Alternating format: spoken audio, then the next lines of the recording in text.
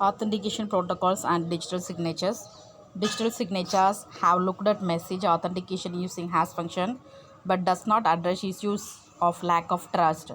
Digital signatures provides the ability to verify author, date and time of signature, authenticate message contents, be verified by third parties to resolve disputes.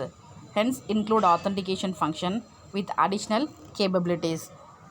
Digital signature properties must depend on the method signed, must use information unique to sender to prevent both forgery and denial, must be relatively easy to produce, must be relatively easy to recognize and verify, be computationally infeasible to forge with new message for existing digital signature, with fraudulent digital signature for given message, be practical to save digital signature in storage.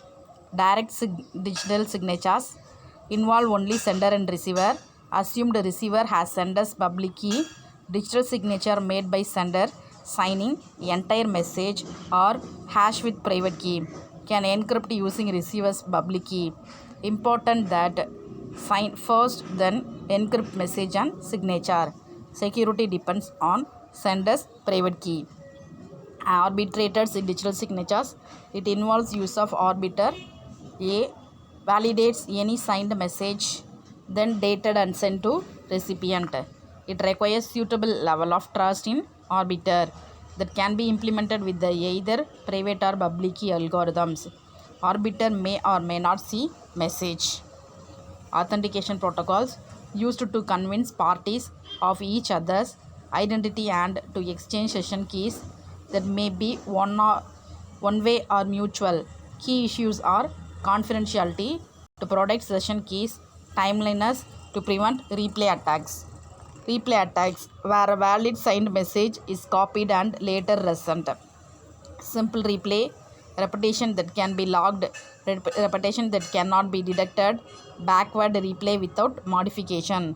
Countermeasures include use of sequence numbers, generally impractical, timestamps, need synchronized clocks, challenge/responses using unique nonce.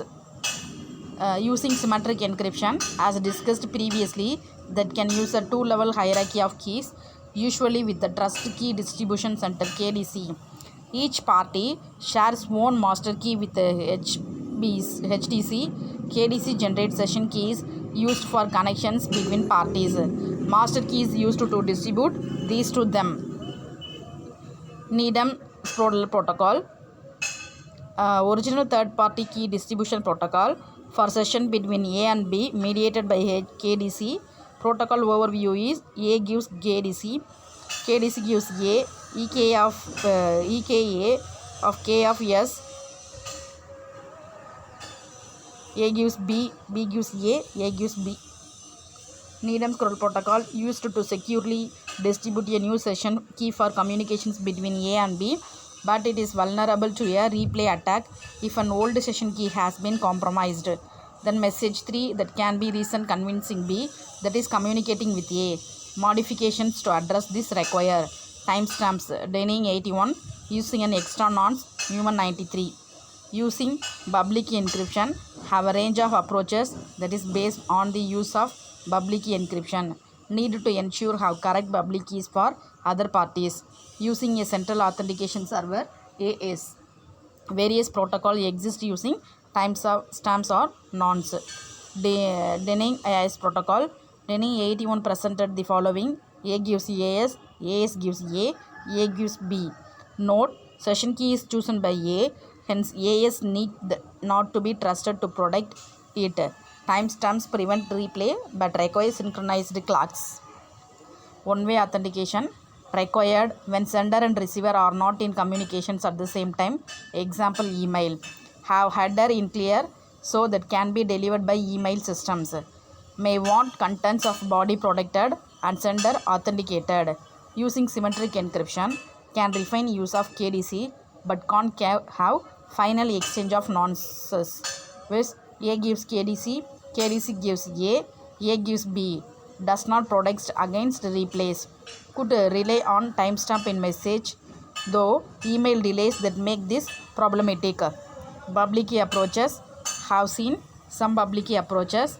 If confidentiality is major concern, can use A gives B has encrypted session key, encrypted message. If authentication needed, use a digital signature with a digital certificate. A gives B with message signature certificate. Digital signature standard DSS, US government approved signature schemes FIPS 186 use the SHA hash algorithm designed by NIST and NSA in early 90s. DSS is the standard, DSA is the algorithm. A variant on AI Jamal and Chrono schemes. It creates a 320-bit signature but with 512 to 1024-bit security.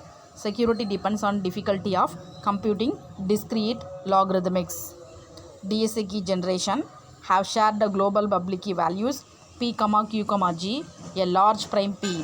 It is represented in L bits, where L is equal to 512 to 1024 bits and is a multiple of 64. Choose Q, a 160 bit prime factor of P minus 1. Choose G is equal to H bar P minus 1 divided Q. Choose H less than of P minus 1. H of par P minus 1 divided Q. Mod P is greater than 1. We choose H such that it is generator. User choose private and compute public key. Choose X less than Q. Compute Y is equal to G par X mod of P. DSH signature creation. To sign a message M, the sender generates a random signature key K less than Q. Note, K must be random, be destroyed after use and never be reused. Then compute signature pair. R is equal to G par K mod of P of mod Q. S equal to K par minus 1 dot SHA of M plus X dot R of mod Q. Sends signature R, S with message M. DSA signature verification. Having received M and signature R, S to verify a signature, recipient computes. W is equal to S bar minus 1 mod Q. E1 is equal to SHA of M dot W mod Q. U2 is equal to R dot W of mod Q. V is equal to G par U1 dot Y par U2 mod P int mod Q. If V is equal to R, then digital signature is verified.